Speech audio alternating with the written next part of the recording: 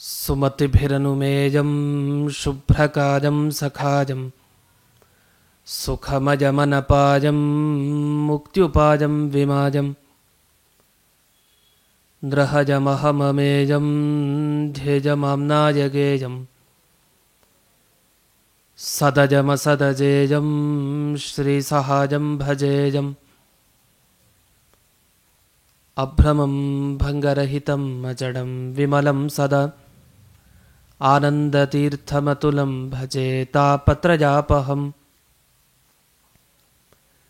ಭವತಿ ಯದನುಭಾವಾತ್ಯೇಡಮೂಕೋಪಿ ವಾಗ್ಮಿ ಜಡಮತಿರಪಿ ಜಂತುರ್ಜಾಯತೆ ಪ್ರಾಜ್ಞಮೌಲಿಃ ಸಕಲವಚನಚೇತೋ ದೇವತಾ ಭಾರತೀ ಸಾ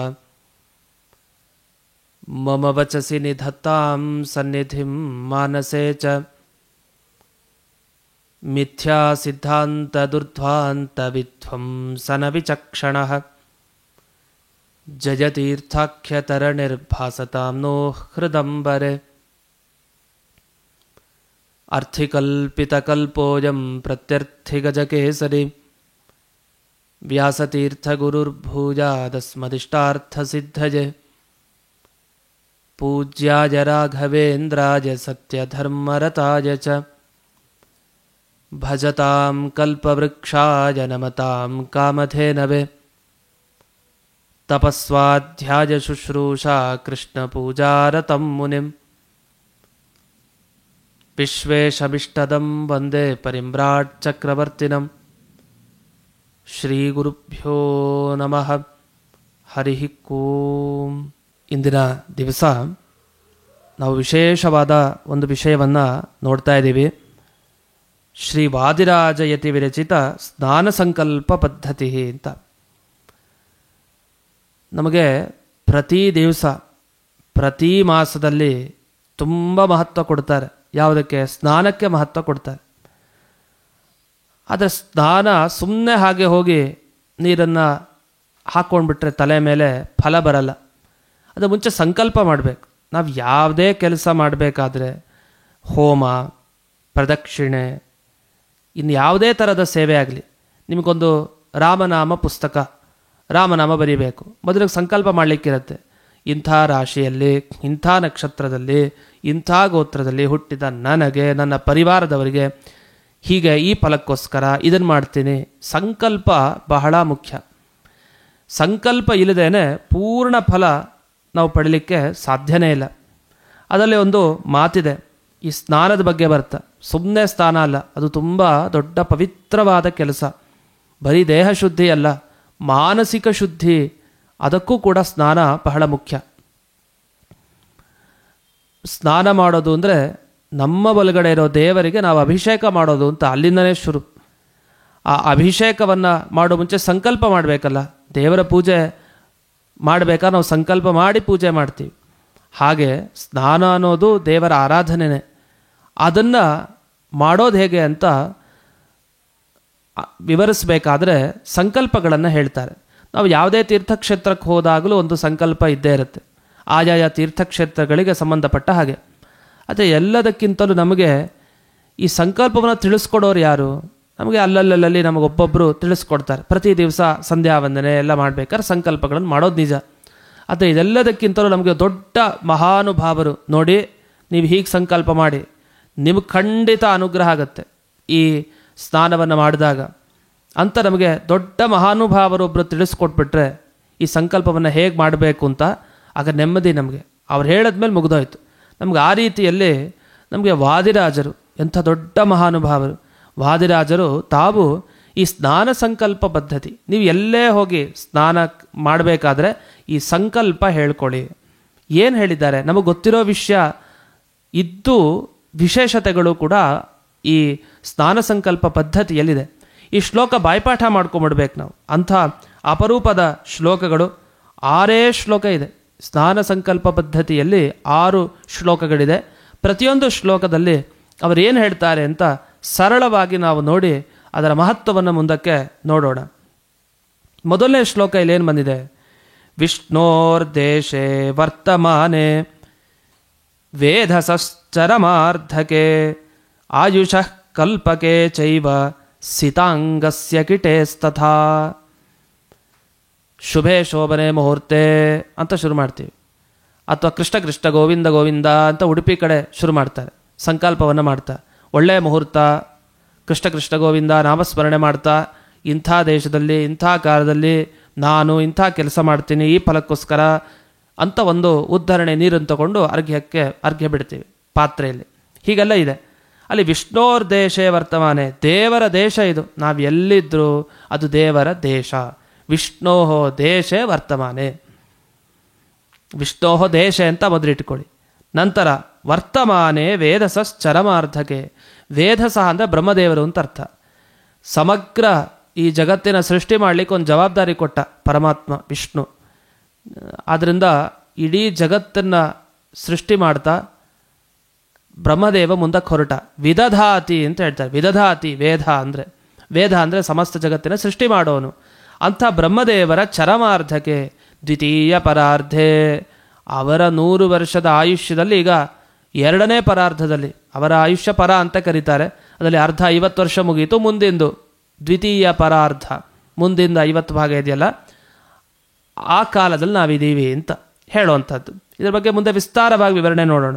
ಇದು ಮುಂದೆ ಸಿತಾಂಗಸ್ಯ ಕಿಟೇಹೇ, ಇದು ಅರ್ಥನೇ ಆಗಲ್ಲ ನಮಗೆ ಈ ಸ್ಥಾನ ಸಂಕಲ್ಪ ಪದ್ಧತಿಯಲ್ಲಿ ಏನು ಹೇಳ್ತಾ ಇದ್ದಾರೆ ಅಂತ. ಈ ಕಿಟಿ ಅಂದರೆ ಈ ಶಬ್ದ ಗೊತ್ತಾಗ್ಬಿಟ್ರೆ ನಮ್ಗೆ ಅರ್ಥ ಆಗ್ಬಿಡತ್ತೆ ಏನು ಅಂತ. ಕಿಟಿ ಅನ್ನೋದಕ್ಕೆ ಸೂಕರ, ಹಂದಿ ಅಂತ ಅರ್ಥ. ಹಾಗಾದರೆ ಯಾವುದಿದು? ಸಿತಾಂಗ. ಸಿತಾಂಗ ಅಂದರೆ ಸಿತ ಅಂದರೆ ಬಿಳಿ ಅಂತ ಅರ್ಥ. ಬಿಳಿಯಾದ ಅಂಗ ಇರುವಂಥ ಸೂಕರ ಅಂದರೆ ಶ್ವೇತವರಾಹ ಅಂತ ಹೇಳ್ತಾ ಇದ್ದಾರೆ. ಶ್ವೇತವರಾಹ ಕಲ್ಪೆ ಅಂತ ಹೇಳ್ತೀವಲ್ಲ, ಅದನ್ನು ಇಲ್ಲಿ ವಾದಿರಾಜರು ಸಿತಾಂಗಸ್ಯ ಕಿಟೇಹೇ ಅಂತ ಹೇಳ್ತಾ ಇದ್ದಾರೆ. ಆಮೇಲೆ ಮನೋಶ್ಚ ಸೂರ್ಯಪುತ್ರಸ್ಯ ಸಂಧೌ ಪಾದೇ ಕಲೇಸ್ತಥಾ. ಇನ್ನು ವೈವಸ್ವತ ಮನ್ವಂತರೆ ಅಂತ ಹೇಳಬೇಕು, ಅದನ್ನು ತಿಳಿಸಿದ್ರು. ವಿವಸ್ವಾನಂತ ಸೂರ್ಯ, ಅವನ ಮಗನೇ ವೈವಸ್ವತ ಮನು. ಸಂಧೌ ಪಾದೇ ಕಲೇಸ್ತಥಾ, ಕಲಿಯುಗೆ ಪ್ರಥಮ ಪಾದೇ ಹೇಳ್ತೀವಿ, ಅಲ್ಲಿ ತನಕ ಬಂದರು. ಆಮೇಲೆ ಎಲ್ಲಿದ್ದೀವಿ ನಾವು? ಆದ್ಯೇ ವರ್ಷೇ ಮಹಾಪುಣ್ಯೆ ಭರತಸ್ಯ ಮಹೀಪತೆ. ಭರತ ವರ್ಷೆ, ಭರತಖಂಡೆ, ಈಗ ಭರತಖಂಡೆ, ಜಂಬೂದ್ವೀಪೆ, ದಂಡಕಾರಣ್ಯೆ, ಈ ಎಲ್ಲ ನಾವು ಈಗ ಭಾರತದಲ್ಲಿ ಯಾರಿರ್ತಾರೆ ಅವರಿಗೆ ಈ ಸ್ಥಾನ ಸಂಕಲ್ಪ ಪದ್ಧತಿಯ ಕ್ರಮ ಭರತಖಂಡದಲ್ಲಿ ಇರೋರು. ಇನ್ನು ಜಂಬೂದ್ವೀಪೆ ವತ್ಸರೇ ಚ ವರ್ತಮಾನೆ ತಥಾಯನೆ ಋತೌ ಮಾಸೇ ಚ ಪಕ್ಷೇ ಚ ತಿಥೌ ವಾರೇ ಚ ಭೇ ತಥಾ. ಇದು 3ನೇ ಶ್ಲೋಕಕ್ಕೆ ಬಂದರು ವಾದಿರಾಜರು. ಅಂದರೆ ಮರಿಲೇಬಾರ್ದು, ಇದರಲ್ಲಿ ಒಂದೊಂದು ಅಂಶ ವಾದಿರಾಜರೇನು ಹೇಳಿದ್ದಾರೆ ಇದನ್ನು ತಪ್ಪದೇ ಮಾಡಬೇಕು. ಜಂಬೂದ್ವೀಪ ಈಗ ಯಾವ ಅಯನ ನಡೀತಾ ಇದೆ, ಉತ್ತರಾಯಣನ ದಕ್ಷಿಣಾಯನನ, ಅದನ್ನು ಹೇಳ್ಕೊಳ್ಬೇಕು. ಯಾವ ಋತು, ಯಾವ ಮಾಸ, ಯಾವ ಪಕ್ಷ, ಯಾವ ತಿಥಿ, ಯಾವ ವಾರ. ಭೇ ಅಂದರೆ ಯಾವ ನಕ್ಷತ್ರ, ಭ ಅಂದರೆ ನಕ್ಷತ್ರ. ಇಲ್ಲಿ ಅಪರೂಪದ ಶಬ್ದ ಬಳಸಿದ್ದಾರೆ, ಅದನ್ನು ಭೇ ಅಂದರೆ ನಕ್ಷತ್ರ ಅಂತ ಅರ್ಥ ಮಾಡ್ಕೊಳ್ಬೇಕು. ನಾವೇನು ಮಾಡ್ತೀವಿ? ಶುಭ ನಕ್ಷತ್ರ, ಶುಭ ಯೋಗ, ಶುಭ ಕರ್ಣ ಅಂದ್ಬಿಡ್ತೀವಿ. ಯಾವ ನಕ್ಷತ್ರ ಎಲ್ಲ ಶುಭ ಶುಭ ನಿಜ, ಆದರೆ ಬಾಯಿ ಬಿಟ್ಟು ಯಾವ ಈ ನಕ್ಷತ್ರ ಇದೆ ಪಂಚಾಂಗ ತೆಗೆದು ಯಾವ ಕರ್ಣ ಇದೆ ನೋಡಬೇಕು, ಅದೆಲ್ಲ ನೋಡಬೇಕು. ಸುಮ್ಮನೆ ಭಗವಂತನ ಬಳಿ ಹೋಗಿ ನನ್ನ ರೋಗ ಪರಿಹಾರ ಮಾಡು ಅಂದರೆ ಯಾವ ರೋಗ ಪರಿಹಾರ ಮಾಡಬೇಕು? ದೇವರು ಹೇಳಬೇಕಲ್ಲ, ಇಂಥ ರೋಗ ನನಗಿದೆ, ಇದನ್ನು ಪರಿಹಾರ ಮಾಡು ಅಂತ. ಸುಮ್ಮನೆ ಶುಭ ಶುಭ ಇದನ್ನು ಮಾಡು ಅಂದರೆ ಸ್ಪಷ್ಟವಾಗಿ ಒಬ್ಬರ ಕೆಲಸ ಹೇಳಬೇಕಾದ್ರೆ ಇದನ್ನು ಮಾಡಿ ಅಂತ ಬಾಯಿ ಬಿಟ್ಟು ಹೇಳಬೇಕು. ನಾನು ಇಂದಿನ ನಕ್ಷತ್ರ ಇಂದಿಂದು ಏನು ಇಂದಿಂದು ಶುಭ ಅಂತ ಅಷ್ಟೇ ಹೇಳಬಾರ್ದು. ನಾವು ಪಂಚಾಂಗ ತೆಗೆದು ಆ ನಕ್ಷತ್ರ ಯಾವುದು, ಕರ್ಣ ಯಾವುದು, ಅಂದಿನ ದಿವಸ ಸರಿಯಾಗಿ ಹೇಳಬೇಕು. ದೇವರ ಮುಂದೆ ಒಪ್ಪಿಸ್ತಾ ಇದ್ದೀವಿ ನಾವು. ನೋಡು, ಸಂಧ್ಯಾ ವಂದನೆ ಮಾಡ್ತಾ ಇದ್ದೀವಿ, ನೀನು ನನ್ನ ಈ ಚಿತ್ರಗುಪ್ತರು ಬರೀತಾರಲ್ಲ, ನಮ್ಮ ಹಣೆ ಬರಹದಲ್ಲಿ ಏನೇನಿದೆ ಎಲ್ಲ ಅವರು ಬರೆದಿಟ್ಟಿರ್ತಾರೆ, ಹೀಗೀಗ ಆಗಬೇಕು ಇವನಿಗೆ ಅಂತ. ನಾವು ಮಾಡೋ ಪ್ರತಿಯೊಂದನ್ನು ಬರೆದುಕೊಳ್ತಾರೆ ಅವರು. ಅವ್ರಿಗೆ ಚೆನ್ನಾಗಿ ನಾವು ಬರೆಸ್ಬೇಕಲ್ಲ, ನೀವು ಹೀಗೆ ಬರ್ಕೊಡಿ, ನಾನು ಹಿಂದಿನ ದಿವಸ ಇದು ಮಾಡಿದ್ದೀನಿ ಸಾಕ್ಷಿ. ಯಾವುದೋ ದಿವಸ ಅಂತ ಅವ್ರು ಬರ್ಕೊಂಡ್ರೆ ಸುಮ್ಮನೆ ಶುಭ ದಿವಸ ಶುಭ ನಕ್ಷತ್ರ ಗೊಂದಲ ಆಗ್ಬಿಡುತ್ತೆ. ಇವನೇನು ಪ್ರತಿ ದಿವಸ ಪ್ರತಿ ಸರಿನೂ ಕೂಡ ಶುಭ ನಕ್ಷತ್ರ, ಶುಭ ಯೋಗ, ಶುಭಕರಣ, ಯಾವ ನಕ್ಷತ್ರ ಏನು ಪುಣ್ಯ ಕೆಲಸ ಮಾಡಿದೆ ಅಂತ ಗೊತ್ತೇ ಆಗಲ್ಲ ಕೊನೆವರೆಗೂ. ಹಾಗಾಗಬಾರ್ದು. ಪ್ರತಿಯೊಂದು ಶ್ರಾದ್ದ ಮಾಡಬೇಕಾದ್ರಾಗಲಿ, ಯಾವುದೇ ಕರ್ಮ ಆಗಲಿ, ಈಗೆಲ್ಲ ನಮಗೆ ತುಂಬ ಸುಲಭ. ಮೊಬೈಲ್ಗಳಲ್ಲೂ ಕೂಡ ಪಂಚಾಂಗದ ಆ್ಯಪ್ಗಳು ಕೂಡ ಸಿಗುತ್ತೆ, ಎಲ್ಲವೂ ಇದೆ. ಇಷ್ಟು ವ್ಯವಸ್ಥಿತವಾಗಿದ್ದಾಗ ಮತ್ತು ಶುಭ ನಕ್ಷತ್ರ, ಶುಭಯೋಗ, ಶುಭಕರಣ ಅಂದರೆ ದೇವರ ಹಾಗೆ ಚಿತ್ರಗುಪ್ತನ ಕೈಯಲ್ಲಿ ಹಾಗೆ ಬರೆಸಿರ್ತಾನೆ ಅಲ್ಲಿ ಯಮದೇವ. ಹಾಗೆಲ್ಲ ಆಗಬಾರ್ದು, ವ್ಯತ್ಯಸ್ತ ಆಚೆ ಆಗಬಾರ್ದು. ಸರಿಯಾಗಿ ನಾವು ಯಾವ ದಿವಸ ಏನು ಕೆಲಸ ಮಾಡಿದ್ದೀವಿ ಅದನ್ನು ಭಗವಂತನ ಮುಂದೆ ಬೆಳಗ್ಗೆ ಒಪ್ಪಿಸ್ಬಿಡ್ಬೇಕು. ಈ ರೀತಿ ಸಂಕಲ್ಪ ಮಾಡಿದ್ದೀನಿ ಅಂತ ಅದು ಹಾಗೆ ದಾಖಲೆ ಆಗೋಗಿರುತ್ತೆ. ಇಲ್ಲ ದೇವ್ರು ನಾಳೆ ದಿವಸ ಕೇಳ್ತಾನೆ, ಯಾವ ದಿವಸ ಏನು ಮಾಡಿದೆ ನಂಗೆ ಗೊತ್ತಾಗಲಿಲ್ಲ ಅಂದ್ಬಿಟ್ರೆ ಹಾಗಾಗಬಾರ್ದು. ಸರಿಯಾದ ಸಾಕ್ಷಿಯನ್ನು ನಾವು ದೇವರಿಗೆ ತಲುಪಿಸ್ಬೇಕು. ಅಂದರೆ ಸರಿಯಾಗಿ ಪ್ರತಿ ದಿವಸ ಮಾಡಬೇಕು, ಅದನ್ನು ಇಲ್ಲಿ ಗಮನಿಸಬೇಕು. ಆದ್ದರಿಂದ ಯಾವ ಪುಣ್ಯಕಾಲ ಅಂತೆಲ್ಲ ನಮೂದಿಸಿ ನಮ್ಮ ಸಂಕಲ್ಪದಲ್ಲಿ ಕೊನೆಗೆ ಫಲ ಏನು ಉದ್ದೇಶ ಮಾಡ್ಕೊಂಡಿರಬೇಕು ಅಂದರೆ ಪ್ರೀತಯೇ ಹರೇ ಹೇ ಅಂತ ಹೇಳ್ತಾರೆ ವಾದಿರಾಜರು. ದೇವರ ಪ್ರೀತಿಗಾಗಿ ನಾನು ಈ ಕೆಲಸ ಮಾಡ್ತೀನಿ, ಸತ್ಕರ್ಮ ಮಾಡ್ತೀನಿ ಅಂತ ಇರಬೇಕಂತೆ. ಹೀಗೆ ನೀವು ನಿಷ್ಕಾಮವಾಗಿ ದೇವರ ಪ್ರೀತಿಗೋಸ್ಕರ ಸಂಕಲ್ಪ ಮಾಡಿದರೆ ದೇವರ್ಷಿ ಪಿತೃತೃಪ್ತ್ಯರ್ಥಂ ಪಾಪಾನಾಂ ಚ ನಿವೃತ್ತಯೇ, ನಮ್ಮ ಪಾಪಗಳ ನಿವೃತ್ತಿಗಾಗಿ ದೇವ ಋಷಿ ಪಿತೃ ಎಲ್ಲರ ತೃಪ್ತಿಗೋಸ್ಕರ ಅಂತ ಹೀಗೆಲ್ಲ ಸಂಕಲ್ಪ ಯಾವಾಗ ಮಾಡಬೇಕಿದು? ಸ್ನಾನಕ್ಕಿಂತ ಮುಂಚೆ ನೀವು ನದಿ ಮುಂದೆ ಹೋಗಿ ನಿಂತಿರ್ತೀರಿ, ಸೀದಾ ಹೋಗಿ ಮುಳುಗ್ಬಿಡೋದಲ್ಲ, ಅಥವಾ ಅಲ್ಲೇ ಕೂತು ಇವೇನೋ ಮಾತಾಡ್ತಾ ಇರ್ತೀವಿ ಯೋಚನೆ ಮಾಡ್ತಾ, ಹಾಗೂ ಮಾಡಬಾರ್ದು. ಅಲ್ಲಿ ನಿಂತು ಕೂಡಲೇ ವಾದಿರಾಜರು ಹೇಳಿದ ಈ ಸ್ನಾನ ಸಂಕಲ್ಪ ಪದ್ಧತಿಯ ಕ್ರಮ ಏನಿದೆ ಇದನ್ನು ಶ್ಲೋಕಗಳನ್ನು ಹೇಳ್ಕೊಂಡು ಮುಂದಕ್ಕೆ ಹೊರಡಬೇಕು ನಾವು. ವಾದಿರಾಜರ ಸ್ನಾನ ಸಂಕಲ್ಪ ಪದ್ಧತಿ ವಿಶೇಷತೆ ಏನು ಅಂದರೆ, ವಾದಿರಾಜರು ತಾವು ತೀರ್ಥ ಪ್ರಬಂಧ ಬರಿಬೇಕಾದ್ರೆ ಪ್ರತಿಯೊಂದು ತೀರ್ಥಕ್ಷೇತ್ರಗಳಿಗೆ ಹೋಗಿ ತಾವು ಸಂಚಾರ ಮಾಡಿ ಬಂದವರು. ಅದು ನಮ್ಮ ತಲೆಯಲ್ಲಿ ಚೆನ್ನಾಗಿರ್ಬೇಕು. ಎಲ್ಲ ತೀರ್ಥಾಭಿಮಾನಿ ದೇವತೆಗಳ ಪ್ರಾರ್ಥನೆ, ಎಲ್ಲ ತೀರ್ಥಗಳಲ್ಲಿ ಮುಳುಗಿ, ಒಳ್ಳೆಯ ತೀರ್ಥಗಳಲ್ಲಿ ಅಲ್ಲಿರೋ ಪ್ರತಿ ದೇವರನ್ನು ತಾವು ಸ್ತೋತ್ರ ಮಾಡಿ ನಮಗೆ ತೀರ್ಥ ಪ್ರಬಂಧ ಅನ್ನೋ ದೊಡ್ಡ ಗ್ರಂಥ ಕೊಟ್ಟಿದ್ದಾರೆ. ನೀವು ತೀರ್ಥ ಪ್ರಬಂಧ ಪಾರಾಯಣ ಮಾಡಿದರೆ ಈ ಭರತ ಖಂಡದಲ್ಲಿರುವಂತಹ ಪ್ರತಿ ತೀರ್ಥ ಕ್ಷೇತ್ರ ಯಾವ ಉತ್ತಮ ಕ್ಷೇತ್ರಗಳಿದೆ ಅದಕ್ಕೆ ಹೋದರೆ ಎಷ್ಟು ಪುಣ್ಯನೋ ಅಷ್ಟು ತೀರ್ಥ ಪ್ರಬಂಧ ಪಾರಾಯಣ ಮಾಡಿದರೆ ಪುಣ್ಯ ಸಿಗತ್ತೆ. ಅಲ್ಲೆಲ್ಲ ಹೋದಾಗ ನಾವು ಸರಿಯಾಗಿ ನಾವು ಸ್ನಾನ ಸಂಕಲ್ಪ ಮಾಡಿ ಫಲ ಪಡಿಬೇಕಾ? ಈ ವಾದಿರಾಜರ ಸ್ನಾನ ಸಂಕಲ್ಪ ಪದ್ಧತಿಯನ್ನು ನಾವು ಅನುಷ್ಠಾನ ಮಾಡಲೇಬೇಕು. ಇದನ್ನು ಮಾಡಿದರೆ ನಾವು ಸರಿಯಾಗಿ ಆ ಎಲ್ಲ ತೀರ್ಥಕ್ಷೇತ್ರಗಳಲ್ಲಿ ನಮಗೆ ಸಿಗಬೇಕಾದ ಫಲದಿಂದ ವಂಚಿತರಾಗೋದಿಲ್ಲ. ಈ ದೃಷ್ಟಿಯಿಂದ ನದಿ ಮುಂದೆ ನಿಂತಾಗ ಇಷ್ಟೆಲ್ಲ ಹೇಳಿಕೊಂಡು ಆಮೇಲೆ ತಾನು ಚಿಂತನೆ ಮಾಡಬೇಕು, ಏನು ಯೋಚಿಸಬೇಕು ಅಂತ. ಇನ್ನೆರಡು ಶ್ಲೋಕದಲ್ಲಿ ವಾದಿರಾಜರು ಅದನ್ನು ವಿವರಿಸ್ತಾರೆ. ಅಸ್ಮಿನ್ ಜಲಾಶಯೇ ವಿಷ್ಣೋ ಪಾದಪದ್ಮಂ ವಿಚಿಂತಯನ್ ಗಂಗಾಂ ಸ್ಮರನ್ ಅಹಂ ಸ್ನಾನಂ ಕರಿಷ್ಯೆ ಸ್ಮೃತಿ ಚೋದಿತಂ. ನಾವು ಬೇರೆ ನದಿಗಳಲ್ಲಿರ್ತೀವಿ, ಗಂಗಾ ನದಿಲಿಲ್ಲ. ಗಂಗಾ ನದಿಗೆ ಹೋದಾಗಲೂ ಸ್ಮರಣೆ ಮಾಡೋದಿದೆ, ಗಂಗಾ ಸ್ನಾನ ಮಾಡಬೇಕು, ಗಂಗಾ ಸ್ಮರಣೆ ಮಾಡ್ತೀನಿ ಅಂತ ಅಲ್ಲೂ ಇದೆ, ಬೇರೆ ಕಡೆನೂ ಇದೆ. ನಾವು ಹೋದಾಗ ನದಿ ಮುಂದೆ ನಿಂತಾಗ ದೇವರ ಪಾದ ಕಮಲ ಇಲ್ಲಿದೆ ಈ ನದಿಯಲ್ಲಿ ಅಂತ ಯೋಚಿಸ್ಬೇಕಂತ. ಯಾವುದೇ ನದಿಯಾಗಲಿ ದೇವರ ಪಾದ ಕಮಲ ಆ ನದಿ ಒಳಗಡೆ ಇದೆ, ಹಾಗೆ ಗಂಗಾದೇವಿ ಇದ್ದಾಳೆ ಅಂತ ಯೋಚಿಸಿ ನಾನು ಶಾಸ್ತ್ರಗಳಲ್ಲಿ ಹೇಳಿದ ಪ್ರಕಾರ ಸ್ನಾನ ಮಾಡ್ತೀನಿ ಅಂತ ಮಾಡಬೇಕಂತೆ. ಆ ಮಾಡೋ ಮುಂಚೆ ಏನು ಮುಳುಗ್ಲಿಕ್ಕೆ ಹೋಗ್ತೀವಲ್ಲ ಆಗ ದೇವರ ಸ್ಮರಣೆ ಮಾಡಬೇಕು. ಹೇಗೆ? ಗೋವಿಂದ ಅಂತ ಸ್ಮರಣೆ ಮಾಡಬೇಕಂತೆ. ಗೋವಿಂದ ಪದ, ಗೋವಿಂದ ಪದ ಅಂದರೆ ಗೋವಿಂದನ ಪಾದಗಳಿಂದ ಹುಟ್ಟಿದ ಗಂಗೆ ಇದ್ದಾಳಲ್ಲ ಅವಳ ಸ್ಮರಣೆ ಮಾಡ್ತಾ ಮಾಡ್ತಾ ಅಗೌಘ ವಿಧ್ವಂಸಕರಸ್ಯ ವಿಷ್ಣೋ ತೋಷಾಯತೇನ ಪ್ರಹಿತೋಹಮಸ್ಮಿನ್ ಜಲೇ ಸ್ಮರನ್ ದೇವನದೀಂ ಕರೋಮಿ ಸ್ನಾನಂ ಸ ಗೋವಿಂದ ಪದಾಭಿಧಾನಂ ಅಂತ ದೇವರ ಸ್ಮರಣೆ ಮಾಡಬೇಕು. ಯಾಕೆ? ಅಗೌಘ ವಿಧ್ವಂಸಕರ, ಎಷ್ಟೆಷ್ಟು ಪಾಪಗಳ ಬೆಟ್ಟ ಇರಲಿ ಒಂದು ಕ್ಷಣ ಅವ್ನು ನೆನಪಿಸ್ಕೊಂಡು ಮುಳುಗಿದ್ಬಿಟ್ರೆ ಆ ಎಲ್ಲ ಪಾಪಗಳನ್ನು ನಾವು ಕಳ್ಕೊಳ್ತೀವಿ. ಗಂಗಾದೇವಿನೂ ಕೂಡ ಈ ಜನರೆಲ್ಲ ಪಾಪ ಬಿಟ್ಟು ಹೋಗಿರ್ತಾರಲ್ಲ ಆ ಪಾಪಗಳನ್ನು ಕಳ್ಕೊಳ್ಳಿಕ್ಕೆ ದೇವರನ್ನು ಶರಣು ಹೋಗ್ತಾಳೆ. ಅದಕ್ಕೆ ನಾವು ಕಾವೇರಿ ತುಲಾಸ್ಥಾನದ ಮಹಿಮೆಯ ಸಂದರ್ಭದಲ್ಲಿ ಕಾವೇರಿ ಜೊತೆ ಅವಳು ಹೋಗಿ ಸೇರ್ಕೊಳ್ತಾಳೆ ಅಂತ. ಯಾಕೆ? ತನ್ನ ಪಾಪಗಳನ್ನು ಕಳ್ಕೊಳ್ಳಿಕ್ಕೆ. ಆವಾಗ ಕಾವೇರಿ ರಂಗನಾಥನ ಸನ್ನಿಧಾನ ತುಂಬ ಇರುತ್ತೆ, ರಂಗನಾಥನ ಜೊತೆಗೆ ಹೋಗ್ತೀನಿ, ಅಲ್ಲಿ ಸೇರಿ ಪರಮಾತ್ಮನ ಅನುಗ್ರಹ ಪಡಿತೀನಿ ಅಂತ ಹೋಗಿರ್ತಾಳೆ. ಅಂಥ ಗಂಗೆಯ ಪಾಪಗಳನ್ನು ಪರಿಹರಿಸುವಂಥ ಶಕ್ತಿ ಆ ವಿಷ್ಣುವಿನದು. ಅಂಥ ವಿಷ್ಣುವಿನ ಸ್ಮರಣೆ ಮಾಡಿ ಗೋವಿಂದ ಪದ, ಗೋವಿಂದ ಅಂದರೆ ಗಂಗಾ ಗಂಗಾ ಗಂಗಾ ಅಂತ ಸ್ಮರಣೆ ಮಾಡಿ ಅಲ್ಲಿ ಮುಳುಗಬೇಕು ಅಂತ ಇಷ್ಟು ತಾವು ಈ ಸ್ಥಾನ ಸಂಕಲ್ಪ ಪದ್ಧತಿಯಲ್ಲಿ ಸೂಕ್ಷ್ಮವಾಗಿ ತಾವು ವಾದಿರಾಜರು ತಿಳಿಸಿದ್ದಾರೆ. ಹಾಗಾಗಿ ನಾವು ಇನ್ನೂ ಸ್ನಾನನೇ ಮಾಡಿಲ್ಲ, ಸಂಕಲ್ಪ ಹೇಗೆ ಮಾಡೋದು ಅಂತ ಯೋಚಿಸೋದಿಲ್ಲ. ಮುಂಚೆ ಅಲ್ಲಿ ಮುಂದೆ ನಿಂತಾಗಲೂ ಸಂಕಲ್ಪ ಮಾಡೋ ಕ್ರಮ ಇದೆ. ಇಲ್ಲ ಒಂದು ಮಲಸ್ನಾನ ಅಂತ ಒಂದಿದೆ. ಮಲಸ್ನಾನ ಅಂದರೆ ಮಲಗಳನ್ನು ಹಾಕ್ಕೊಳ್ಳೋದು ಅಂತಲ್ಲ, ಮಲದಿಂದ ಸ್ನಾನ ಮಾಡೋದು ಅಂತಲ್ಲ, ಮಲ ಪರಿಹಾರ ಮಾಡ್ಕೊಳ್ಳೋ ಸ್ನಾನ. ಅಂದರೆ ನಾವು ಶುಚಿಯಾಗಿ ಹೋಗಬೇಕಲ್ಲ.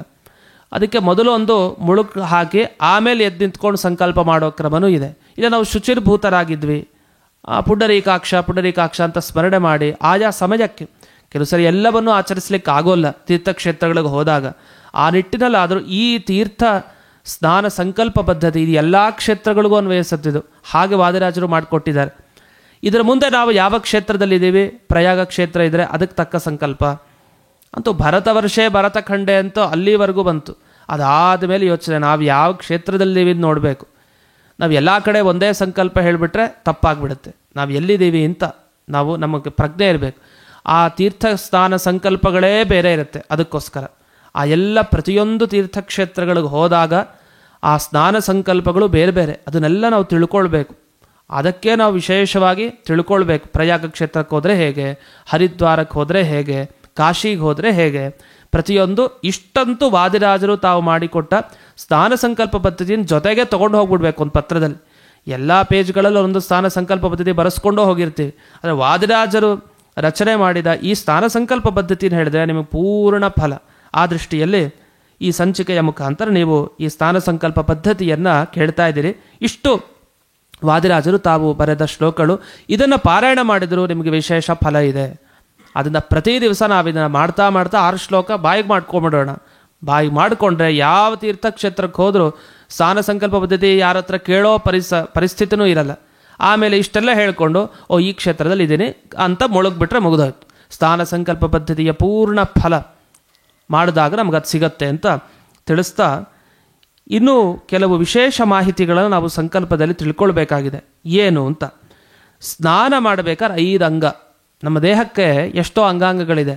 ಒಂದು ಅಂಗ ಹೋದರೂ ಉಪಯೋಗ ಇಲ್ಲ, ತುಂಬ ಕಷ್ಟಪಡಬೇಕಾಗುತ್ತೆ ಜೀವನದಲ್ಲಿ. ಅದೇ ರೀತಿ ಸ್ನಾನ ಸರಿಯಾಗಿ ಆಗಬೇಕು ಅಂದರೆ 5 ಬೇಕಂತೆ. ಇದು ಪುರುಷರಿಗೆ ಸ್ತ್ರೀಯರಿಗೆ ಬೇರೆ ಬೇರೆ ಥರ ಇರುತ್ತೆ. ಅಲ್ಲಿ ಪುರುಷರಿಗೆ ಗಮನಿಸಿದಾಗ ಸಂಕಲ್ಪ ಮಾಡಬೇಕು. ಇದು ಸ್ತ್ರೀಯರಿಗೂ ಕಾಮನ್, ಸ್ತ್ರೀಯರು ಮಾಡಲೇಬೇಕು, ಪುರುಷರು ಸಂಕಲ್ಪ ಮಾಡಲೇಬೇಕು ಒಂದು. ಆಮೇಲೆ ಸೂಕ್ತ ಹೇಳ್ಕೊಳ್ಬೇಕು ಅಂತಿದೆ. ಏನು, ಅಘಮರ್ಷಣ ಸೂಕ್ತ. ಋತಂಚ ಸತ್ಯಂಚ ಅಭಿದಾತ್ ಅಂತ ಅರ್ಘ್ಯ ಕೊಡೋ ಮುಂಚೆ ಸಂಧ್ಯಾವಂದನೆ ಒಂದು ಮಂತ್ರ ಹೇಳ್ತಾ ಇರ್ತೀವಿ. ಮುಳುಗಿದಾಗ ಅಘಮರ್ಷಣ ಸೂಕ್ತ ಹೇಳ್ತಾ ಇರಬೇಕು, ಮನಸ್ಸಲ್ಲಿ ಅನ್ಕೊತಾ ಇರಬೇಕು. ನಮ್ಮ ಪಾಪಗಳನ್ನು ಕಳೆಯುತ್ತೆ. ಅದು 2ನೇದು. 3ನೇದು ಆಪೋ ಹಿಷ್ಠಾಮಾಯೋ ಭುವಾಹ ಅಂತ ಹೇಳ್ತೀವಿ, ಮಾರ್ಜನ ಮಂತ್ರ. ಅಲ್ಲಿ ನಾವು ಮಾರ್ಜನೆ ಮಾಡ್ಕೊಳ್ಬೇಕು. ಸುಮ್ಮನೆ ನೋಡ್ತಾ ಇದ್ದು ಎಲ್ಲರೂ ಏನು ಮಾಡ್ತಾರೆ, ಪ್ರೋಕ್ಷಣೆ ಮಾಡ್ಕೊಳ್ತಾರೆ. ಕೈಯಿಂದ ನೀರು ತಗೋತಾರೆ, ಹಿಂಗೆ ನೀರನ್ನು ತಗೊಂಡು ಸುಮ್ಮನೆ ತಲೆ ಮೇಲೆ ಹಾಕ್ಕೊಳ್ಳೋದು. ಅದು ಎಲ್ಲರೂ ಮಾಡ್ತಾ ಇರ್ತಾರೆ. ಮಂತ್ರ ಹೇಳ್ಕೊಂಡು ತಲೆ ಮೇಲೆ ಹಾಕ್ಕೊಳ್ಬೇಕು, ಮಾರ್ಜನ. ಇನ್ನು ಸೂಕ್ತ, ಇನ್ನೊಂದು ಪುರುಷ ಸೂಕ್ತ ಹೇಳ್ಕೊಳ್ಬೇಕು. ಅದು ನಮ್ಮ ಒಳಗಡೆ ಇರೋ ದೇವರಿಗೆ ಅಭಿಷೇಕ. ಸಹಸ್ರ ಶೀರ್ಷ ಏನಿದೆ, ಹೊರಗಡೆ ಬಂದು ಸಾಲಿಗ್ರಾಮಕ್ಕೆ ಪೂಜೆ ಮಾಡೋದು ಬೇರೆ.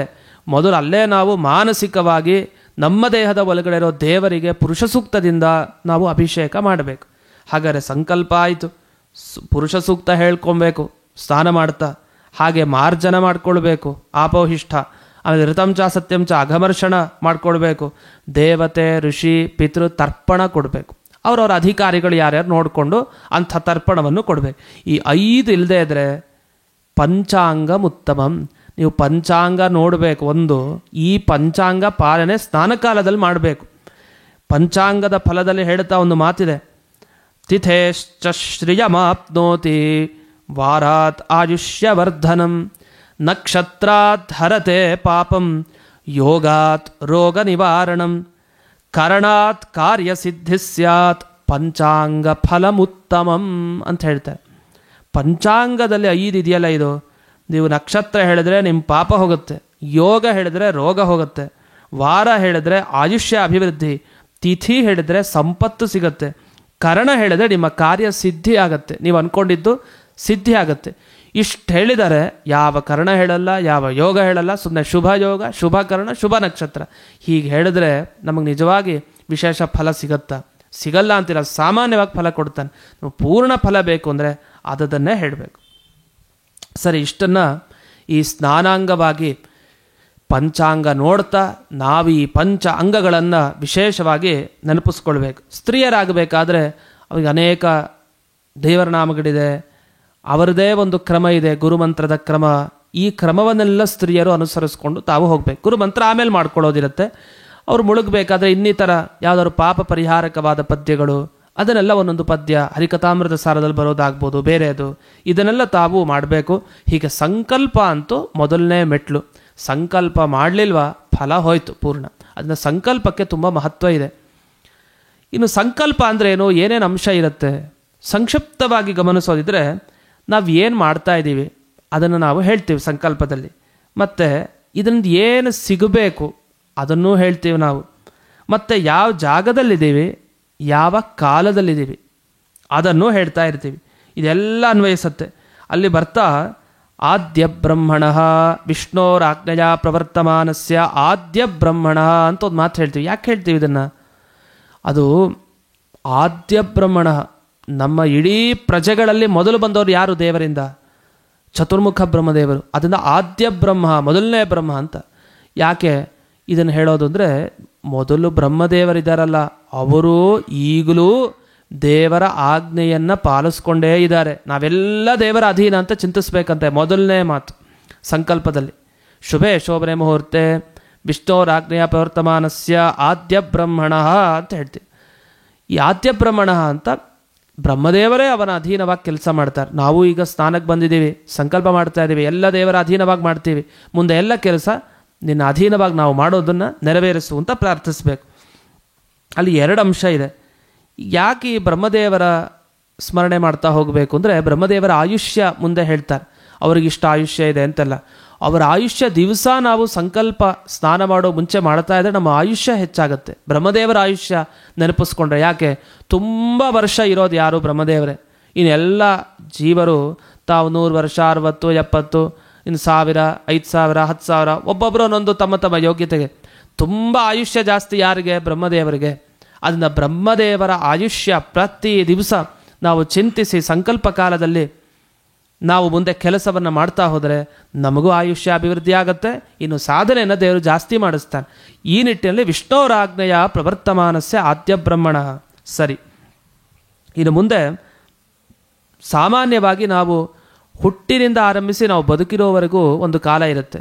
ಅದು ಬ್ರಹ್ಮದೇವರ ಕಾಲ. ಅಲ್ಲೆಲ್ಲ ಸಂಕಲ್ಪ ಮಾಡಿರಲ್ಲ, ನಾವು ಸ್ನಾನಕ್ಕೆ ಮಾತ್ರ ಮಾಡಿರ್ತೀವಿ. ಜೀವನದಲ್ಲಿ ಪ್ರತಿ ಸತ್ಕರ್ಮಗಳು ಒಂದು ಸಂಕಲ್ಪ ಮಾಡಬೇಕು. ಬರೀ ಸಂಕಲ್ಪ ಮಾಡ್ತಾನೆ ಕಳೆದು ಆಗ್ಬಿಡುತ್ತೆ. ಅದಕ್ಕೋಸ್ಕರ ಒಂದು ಸಾಮಾನ್ಯವಾಗಿ ಒಂದು ಸಂಕಲ್ಪ ಅಂತ ಸೇರಿರುತ್ತೆ. ಇಂಥ ಒಂದು ದೊಡ್ಡ ಕಾಲದಲ್ಲಿ ಬ್ರಹ್ಮದೇವರ ಕಾಲಮಾನ ಇದೆ ಅಲ್ಲಿವರೆಗೆ. ಯಾಕೆ? ಬ್ರಹ್ಮದೇವರ ಜೊತೆಗೆ ತಾನೇ ಒಬ್ಬ ಜೀವಿ ಕೊನೆಗೆ ತಾನು ಮುಕ್ತಿಯನ್ನು ಪಡೆಯೋದು. ಯಾವ ಗತಿ ಪಡಿಬೇಕೋ ಆ ಗತಿಯನ್ನು ಪಡಿತಾನೆ ಅವರು ಉಪದೇಶ ಪಡೆದು. ಹಾಗಾಗಿ ಸಾಮಾನ್ಯವಾಗಿ ಒಂದು ಕಾಲದಲ್ಲಿ ಸಂಕಲ್ಪ ಅಂತ ಪ್ರತಿ ದಿವಸ ಮಾಡಿಬಿಟ್ಟಿರ್ತೀವಿ. ಜೀವನದಲ್ಲಿ ಮಾಡೋ ಎಲ್ಲ ಕೆಲಸಕ್ಕೂ ಆಗೋಗಿರುತ್ತೆ. ಆದರೂ ಆ ದಿವಸ ಯಾವ ಗಂಟೆ ಯಾವ ಕ್ಷಣದಲ್ಲಿ ಏನು ಮಾಡ್ತೀವಲ್ಲ ಅದಕ್ಕೂ ಒಂದು ಸಂಕಲ್ಪ. ಅದಕ್ಕೇನು ಮಾಡ್ತೀವಿ?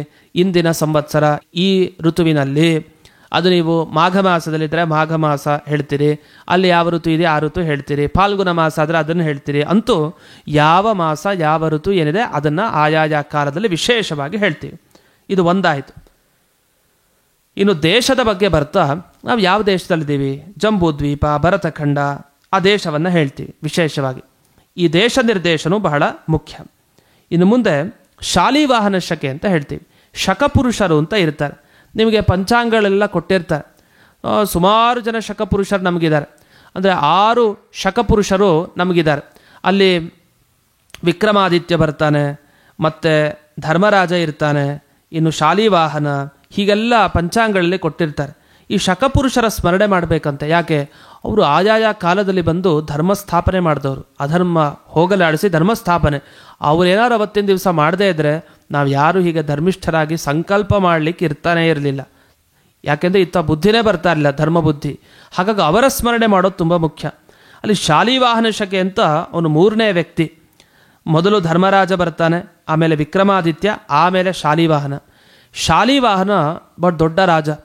ಅವನ ಬಗ್ಗೆ ವಿವರಿಸ್ತಾ 1-2 ಮಾತು ಹೇಳ್ತಾರೆ. ಒಂದು, ಅವನು ವಿಕ್ರಮಾದಿತ್ಯನ ಶತ್ರು ಅಂತ ಒಂದು ಮಾತು ಹೇಳ್ತಾರೆ, ಇಲ್ಲ ವಿಕ್ರಮಾದಿತ್ಯನ ಮೊಮ್ಮಗ ಅಂತಲೂ ಹೇಳ್ತಾರೆ.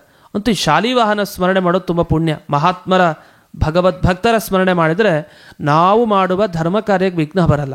ಆ ದೃಷ್ಟಿಯಲ್ಲಿ ಈ ಶಾಲಿವಾಹನರ ಸ್ಮರಣೆ ಮಾಡೋದು. ಇನ್ನು ಹರಿಪ್ರೇರಣೆಯ ಹರಿಪ್ರೀತ್ಯರ್ಥಂ, ಅದರಲ್ಲಿ ಭಾರತೀಯರಮಣ ಮುಖ್ಯ ಪ್ರಾಣ ಅಂತರ್ಗತ ಎಲ್ಲ ಇರಲೇಬೇಕು. ಇದನ್ನೆಲ್ಲ ನಾವು ಈ ವಾದಿರಾಜರ ಸ್ನಾನ ಸಂಕಲ್ಪ ಪದ್ಧತಿಯಲ್ಲಿ ಸೇರಿಸ್ಕೊಂಡು ಅವರ ಸ್ನಾನ ಸಂಕಲ್ಪ ಪದ್ಧತಿಯ ಅಧ್ಯಯನವನ್ನು ಮಾಡಬೇಕು. ಮತ್ತು ಕೆಲವರಿಗೆ ಸಂಕಲ್ಪ ಅಂದರೆ ಕನ್ನಡದಲ್ಲೇ ಮಾಡಿಬಿಡೋದು, ನಮ್ಮ ಭಾಷೆ ಕನ್ನಡ, ಅದರಿಂದ ಕನ್ನಡದಲ್ಲೇ ಸಂಕಲ್ಪ ಮಾಡ್ತೀವಿ. ನೋಡಿ, ದೇವ ಭಾಷೆ ಸಂಸ್ಕೃತ ಭಾಷೆ, ಶ್ರೇಷ್ಠ ಭಾಷೆ, ಮತ್ತು ವೇದದ ಭಾಷೆ ಅದು ಸಂಸ್ಕೃತ. ನಮ್ಮ ಜ್ಞಾನನಿಧಿ ವೇದ. ಅಂಥ ವೇದದ ಭಾಷೆಯನ್ನು ಬಿಟ್ಟು ನಾವು ಬೇರೆ ಭಾಷೆಯಿಂದಲೇ ಮಾಡ್ತೀವಿ ಅಂತ ಹಾಗೆ ಮಾಡಬಾರ್ದು. ನೀವು ಅನುಸಂಧಾನ ಕನ್ನಡದಲ್ಲೇ ಮಾಡ್ಕೊಳ್ಳಿ. ನಿಜ, ಶಬ್ದ ಹೊರಗೆ ಬರೋದು ಸಂಸ್ಕೃತ. ದೇವತೆಗಳಿಗೆ ತೃಪ್ತಿ ಆಗತ್ತೆ ಆ ಸಂಸ್ಕೃತ ಮಾತಾಡಿದಾಗ. ಪುರಾಣಗಳು, ಶಾಸ್ತ್ರಗಳು, ವೇದಗಳು ಎಲ್ಲ ಸಂಸ್ಕೃತದಲ್ಲಿದೆ. ನಾವು ಅದನ್ನು ನಮಗೆ ಬರಲ್ಲ ಅಂತ ಬಿಟ್ಕೊಳ್ಳೋ ಹಾಗಿಲ್ಲ. ನಾವು ಅಭ್ಯಾಸ ಮಾಡಬೇಕು, ಸಂಕಲ್ಪವನ್ನು ಕಲಿಬೇಕು, ಸ್ತೋತ್ರವನ್ನು ಕಲಿಬೇಕು. ಹಾಗೆ ಸಂಕಲ್ಪವನ್ನು ಸಂಸ್ಕೃತದಲ್ಲಿ ಮಾಡಿದಾಗ ಆ ದೈವೀ ವಾಣಿಯಿಂದ ನಮಗೆ ದೇವತೆಗಳ ಪರಮಾತ್ಮನ ವಿಶೇಷ ಅನುಗ್ರಹ ಆಗುತ್ತೆ. ಆದ್ದರಿಂದ ಸಂಸ್ಕೃತ ಭಾಷೆಯಿಂದ ಮಾಡೋದು ಅತ್ಯುತ್ತಮ. ಆದ್ದರಿಂದ ಅದನ್ನು ತಪ್ಪಿಸೋ ಹಾಗಿಲ್ಲ. ಕನ್ನಡದಲ್ಲಿ ಅನುಸಂಧಾನ ಮಾಡಿ, ತೀರಾ ನಮಗೆ ನೆನಪಾಗಲಿಲ್ಲ ಅಂದರೆ ಕನ್ನಡ ಭಾಷೆಯಲ್ಲಿ ಹೇಳ್ಕೊಂಡು ಮುಂದಕ್ಕೆ ಹೋಗೋಣ. ಆದರೆ ಸಂಸ್ಕೃತವನ್ನು ಸೈಡ್ ಹಾಕಿ ಕನ್ನಡ ಮುಖ್ಯ, ನಿಜ ಅಭಿಮಾನ ಮುಖ್ಯ. ಹಾಗೆ ಸಂಸ್ಕೃತದ ಮೇಲೆ ಅತೀವ ಅಭಿಮಾನನೂ ಮುಖ್ಯ. ಅದನ್ನು ಸಂಸ್ಕೃತ ಭಾಷೆಯನ್ನು ಬಿಡೋ ಹಾಗಿಲ್ಲ, ಪರಮ ಮುಖ್ಯ ಅದು. ಇಷ್ಟಾಗಿ ನಾವು ಈ ಸ್ನಾನವನ್ನು ಮುಂದಕ್ಕೇನು ಮಾಡ್ತೀವಿ. ಹಾಗಾದರೆ ಒಟ್ಟು ಅಂಶಗಳೇನಾಯಿತು? ಅಲ್ಲಿ ಒಂದು ಅಂಶ ಈ ಸಂಕಲ್ಪದಲ್ಲಿ ವಿಷ್ಣೋರಾಜ್ಞೆಯ ಪ್ರವರ್ತಮಾನಸ್ಯ ಆದ್ಯ ಬ್ರಹ್ಮಣ ಅಂತ ಒಂದು ಬರುತ್ತೆ. ದ್ವಿತೀಯ ಪರಾರ್ಧೆ ಅದರ ವಿವರಣೆ ಗೊತ್ತಾಯ್ತು ನಮಗೆ. ಶ್ವೇತವರಾಹ ಕಲ್ಪೆ ವೈವಸ್ವತ ಮನ್ವಂತರೆ ಅಷ್ಟಾವಿಂಶತಿತಮೇ ಕಲಿಯುಗೆ 28ನೇದು ಪ್ರಥಮ ಪಾದೆ ಮೊದಲನೇ ಪಾದ. 4 ಪಾದ ಇರುತ್ತೆ ಒಂದೊಂದು ಯುಗದಲ್ಲಿ. ಇಲ್ಲಿ ಮೊದಲನೇ ಪಾದಲ್ಲಿ ನಾವಿದ್ದೀವಿ. ಜಂಬೂ ದ್ವೀಪದಲ್ಲಿ ಭರತ ವರ್ಷೆ ಭರತಖಂಡದಲ್ಲಿ ನಾವಿದ್ದೀವಿ. ಅಲ್ಲಿ 9 ವರ್ಷಗಳಿದೆ. ಅದರಲ್ಲಿ ಮತ್ತು 9 ಭಾಗ, 9 ಖಂಡ. ಅದರಲ್ಲಿ ಭಾರತ ದೇಶದಲ್ಲಿ ನಾವು ಇದ್ದೀವಿ. ಅಲ್ಲಿ ಭಾರತ ವರ್ಷೆ ಅಂತ 2 ಥರ ಹೇಳುವಂಥದ್ದಿದೆ. ಇನ್ನಾದಮೇಲೆ ರಾಮಕ್ಷೇತ್ರೇ ಅಷ್ಟೇ ಅಲ್ಲ, ಇನ್ನೊಂದು ಅಂಶ ಇದೆ. ನಾವು ನಮ್ಮ ಸಮೀಪದ ಆ ಭಗವಂತನ 10 ಅವತಾರಗಳಲ್ಲಿ ಬುದ್ಧಾವತಾರ ಇದೆ. ಅದರಿಂದ ಬೌದ್ಧಾವತಾರೆ ಅಂತ ಹೇಳ್ತೀವಿ, ಬುದ್ಧಾವತಾರೆ ಅಂತ ಹೇಳ್ತೀವಿ. ಅದರಿಂದ ಆ ಭಗವಂತನ ರೂಪವನ್ನು ಚಿಂತಿಸಬೇಕು, ಹತ್ತಿರದಲ್ಲಿರುವಂಥ ಭಗವಂತನ ರೂಪ. ಇನ್ನು ರಾಮಕ್ಷೇತ್ರ ಅಂತ ಹೇಳ್ತೀವಿ. ಅಂದರೆ ರಾಮಕ್ಷೇತ್ರ ಅಂತ ಹೇಳ್ತಾ ಈಗ ಈ ಕೇರಳದಲ್ಲಿರೋರು ಅಥವಾ ದಕ್ಷಿಣ ಕನ್ನಡದಲ್ಲಿರೋರು ಅವರೆಲ್ಲ ಏನು ಹೇಳ್ತಾರೆ, ಪರಶುರಾಮ ಕ್ಷೇತ್ರ ಅಂತ ಹೇಳ್ತಾರೆ. ಹಾಗೆ ಅವರು ಪರಶುರಾಮ ಕ್ಷೇತ್ರ ಅಂತ ಹೇಳಬೇಕು. ಇಷ್ಟೆಲ್ಲ ಹೇಳಿ ಆಮೇಲೆ ಈ ಗಂಗಾ ಸನ್ನಿಹಿತನಾದ ಭಾರತೀರಮಣ ಮುಖ್ಯ ಪ್ರಾಣನ ಒಳಗಡೆ ಇರುವಂತಹ ಆ ಗಂಗಾಜನಕ ತ್ರಿವಿಕ್ರಮ ಇದ್ದಾನೆ, ಶ್ರೀ ತ್ರಿವಿಕ್ರಮ, ಅವನ ಪ್ರೀತಿಗಾಗಿ ಹರಿಪ್ರೇರಣೆಯಿಂದ ಎಂಥ ಕೆಲಸ ಮಾಡ್ತೀರಿ ಅಂತ ಸಂಕಲ್ಪ ಮಾಡಿದರೆ ಪೂರ್ಣ ಫಲ ನಾವು ಪಡೀಲಿಕ್ಕೆ ಅವಕಾಶ ಇದೆ. ಇನ್ನು ದ್ವಿತೀಯ ಪರಾರ್ಧೆ ಅಂತ ಬ್ರಹ್ಮದೇವರ ಆಯುಷ್ಯಮಾನ ಇದೆಯಲ್ಲ, ಅದನ್ನು ಯೋಚಿಸ್ಬೇಕಂತೆ. ನಿಮ್ಗೆ ಆಯುಷ್ಯ ಜಾಸ್ತಿ, ನಮಗೆ ಅದನ್ನು ಕೇಳಿದಾಗ ಬೇಡಪ್ಪ ಅಂತ ಅನಿಸುತ್ತೆ. ಹಾಗಿಲ್ಲ, ನಾವು ಮತ್ತೆ ಮತ್ತೆ ಅದನ್ನು ಯೋಚಿಸ್ಬೇಕು. ಅದು ನಮ್ಮ ಕರ್ತವ್ಯ. ಒಂದು ದೊಡ್ಡ ಮಹಾಯುಗ ಆಗತ್ತಂತೆ. ಯಾವಾಗ? 43 ಅಂತ ಶುರು ಮಾಡ್ತಾರೆ. ಅದನ್ನು ಕೇಳಿದ್ರೆ ಭಯ ಆಗುತ್ತೆ ನಮಗೆ, ಅಷ್ಟು ಜಾಸ್ತಿ ವಿವರಣೆ ಇರುತ್ತೆ. ಇದೆಲ್ಲ ನಾವೇನು ಮಾಡಬೇಕು? ಪಂಚಾಂಗದಲ್ಲಿ ಕೊಟ್ಟಿರ್ತಾರೆ. ಪಂಚಾಂಗವನ್ನು ತೆಗೆದು ಬ್ರಹ್ಮದೇವರ ಆಯುಷ್ಯಮಾನ ಎಷ್ಟು ಅಂತ ನಾವಲ್ಲಿ ನೋಡಬೇಕು, ಇಲ್ಲ ಕೇಳಿ ತಿಳ್ಕೊಳ್ಬೇಕು. ಅಂಥ ಬ್ರಹ್ಮದೇವರ ಕಾಲದಲ್ಲಿ ನಾವಿದ್ದೀವಿ. ಅಲ್ಲೆಲ್ಲ ಹೇಳ್ತಾ ಬ್ರಹ್ಮದೇವರಿಗೊಂದು ದಿವಸ ಅಂದರೆ 2000 ಮಹಾಯುಗಗಳು ಬ್ರಹ್ಮದೇವರ ಒಂದು ದಿವಸ ಅಂತೆ. ಆಮೇಲೆ ಅಲ್ಲಿ ಒಂದು ದಿವಸ, ಅದರ 360 ದಿವಸ ಬ್ರಹ್ಮದೇವರಿಗೊಂದು ವರ್ಷ ಅಂತ ಹೀಗೆ ಬಿಡಿಸ್ತಾ ಹೋಗ್ತಾರೆ. ಅದೆಲ್ಲವನ್ನು ನಾವು ಪಂಚಾಂಗ ತೆಗೆದು ದಿವಸ ಓದೋದನ್ನು ನಾವು ಕಲ್ತ್ಕೊಳ್ಬೇಕು, ಪಂಚಾಂಗ ಇಟ್ಕೊಳ್ಬೇಕು. ಅದನ್ನು ನೋಡಿ ನಾವು ಇದನ್ನೆಲ್ಲ ತಿಳ್ಕೊಳ್ಬೇಕು. ಜೊತೆಗೆ ಈ ಶ್ವೇತವರಾಹ ಕಲ್ಪೆ ಅಂತ ಯಾಕೆ ಹೇಳ್ತೀವಿ ಅಂತ ಬಂದಾಗ, ಇಲ್ಲಿ ಸಿತಾಂಗಸ್ಯ ಕಿಟೇಸ್ತಥ ಅಂತ ವಾದಿರಾಜರು ಸ್ಥಾನ ಸಂಕಲ್ಪ ಪದ್ಧತಿಯಲ್ಲಿ ತಿಳಿಸಿದ್ರು. ಯಾಕೆ? ಆ ದ್ವಿತೀಯ ಪರಾರ್ಧ ಏನಿದೆ ಅಂದರೆ ಮುಂದಿನ 50 ವರ್ಷ ಬ್ರಹ್ಮದೇವರದು, ಅದರಲ್ಲಿ ಮೊದಲನೇದು ಅಂದರೆ 51ನೇ ವರ್ಷದ ಮೊದಲನೇ ದಿವಸ ಆರಂಭದಲ್ಲಿ ಭಗವಂತ ಶ್ವೇತವರಾಹ ರೂಪವನ್ನು ಪ್ರಕಟ ಮಾಡಿದ. ಆಗ ಅವನು ಬಂದಿದ್ದು, ಅವತರಿಸಿದ್ದು. ಹಾಗಾಗಿ ಅದನ್ನು ನೆನಪಿಸ್ಕೊಳ್ಳುವಂಥ ಕ್ರಮ. ಇನ್ನು ಮನುಗಳು, ಅವರು 71 ಮಹಾಯುಗಗಳವರೆಗೆ ಮನುಗಳು ಈ ಭೂಮಿಯ ರಕ್ಷಣೆಯನ್ನು ಮಾಡ್ತಾರೆ. ಅಲ್ಲಿ ಈಗಾಗಲೇ 6 ಮನುಗಳು ಅವರು ಕಳೆದಿದ್ದಾರೆ. ಅದನ್ನ 7ನೇ ಮನು, ವೈವಸ್ವತ ಮನು ಏನಿದ್ದಾನೆ ಅವನನ್ನು ಸ್ಮರಿಸ್ಕೊಳ್ಬೇಕು. ಹೀಗೆ ಅನೇಕ ಯುಗಗಳು, ಅದರಲ್ಲಿ ಕಾಲ ಯಾವುದರಲ್ಲಿ ಇದೀವಿ ನಾವು ಅಂತೆಲ್ಲ ಯೋಚಿಸ್ತಾ, ಈ ಸಪ್ತದ್ವೀಪಗಳ ಮಧ್ಯದಲ್ಲಿ ಜಂಬೂದ್ವೀಪ, ಆ ಜಂಬೂದ್ವೀಪದಲ್ಲಿ 9 ಭಾಗ, ಅಲ್ಲಿ ಭಾರತ ವರ್ಷ, ಅಲ್ಲಿ ಭರತಖಂಡ, ಹೀಗೆ ಪ್ರತಿಯೊಂದನ್ನು ನಾವು ತಪ್ಪದೆ ನಾವು ಹೇಳ್ತಾ ಹೋಗಲೇಬೇಕು. ಅಲ್ಲಿ ಗೋಕರ್ಣದಿಂದ ರಾಮೇಶ್ವರದವರೆಗೆ ಇರುವಂಥ ಕಣಿವೆ ಭಾಗ ಏನಿದೆ, ಕಣಿವೆ ಕೆಳಗಿರುವಂಥ ಭಾಗ, ಅದನ್ನು ಪರಶುರಾಮ ಕ್ಷೇತ್ರ ಅಂತ ಕರೀತಾರೆ. ಇನ್ನೆಲ್ಲ ರಾಮಕ್ಷೇತ್ರ ಅಂತ ಸಂಕಲ್ಪ ಮಾಡೋದಿದೆ. ಹೀಗಾಗಿ ಪರಶುರಾಮ ಕ್ಷೇತ್ರ, ರಾಮಕ್ಷೇತ್ರ ಅಂತೆಲ್ಲ ಅಲ್ಲಲ್ಲಿ ನಾವು ಎಲ್ಲೆಲ್ಲಿರ್ತೀವೋ ಅದಕ್ಕನುಗುಣವಾಗಿ ನಾವು ಹೇಳಬೇಕು. ಇಷ್ಟಾಗಿ ನಾವು ಈ ಜಾಹ್ನವಿಯ ಸ್ಮರಣೆ, ಗಂಗಾ ಸ್ಮರಣೆ ಮಾಡಲೇಬೇಕು. ಯಾಕೆ, ಗಂಗೆ ಎಲ್ಲಿರ್ತಾಳೋ ಅಲ್ಲೇ ಭಗವಂತ ವಾಸ ಮಾಡ್ತಾನೆ, ಬಂದಿರ್ತಾನೆ. ಒಂದು ಮಾತಿದೆ, ಸ್ನಾನಕಾಲೇ ಪಠೇನ್ನಿತ್ಯಂ ದ್ವಾದಶೈತಾನಿ ನಾಮಾನಿ ತತ್ರ ತತ್ರ ವಸಾಮ್ಯಹಂ.